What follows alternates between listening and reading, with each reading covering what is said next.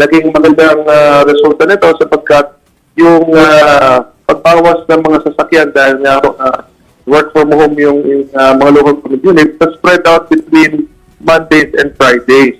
So, unang linggo pa lang ng pagpapatupad yan ngayon, and of course, as the crisis continues, mananatili po itong work from home setup once a week dito po sa ating mga local government unit sa Metro Manila.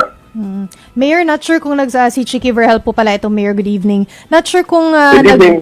kung nagsagawa po kayo ng consultation, no, dun din sa mga, pagbibigyan nyo po ng ayuda sometime next week, tricycle drivers, jeepney drivers, etc. po, Mayor, no? Pero kung 4-day work week, ibig sabihin, bawas trip din sila. Nag-express ba sila ng mga concerns nila? Kasi mahal na nga yung crudo, mahal yung fuel, tapos bawas trip pa sila.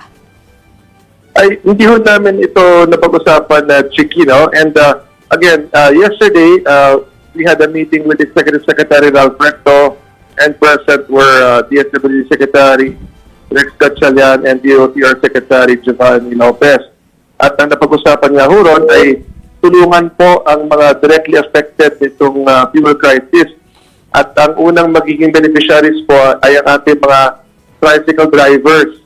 Bakit po, no? Sapagkat ang mga LGUs, meron na kaming listing ho ng mga tricycle drivers dahil yan po ay nasa sapupad ng ating TRB o yung Tricycle Regulatory Board. When it comes to the other drivers such as yung ating mga jeepneys, yung mga TNVS, yung mga UV Express, yan po ay kinukulate rin as we speak yung mga listings po nito. No? So nagtutulungan na po ang DOTR, ang FRB at ang mga LGUs para ma-generate po ang list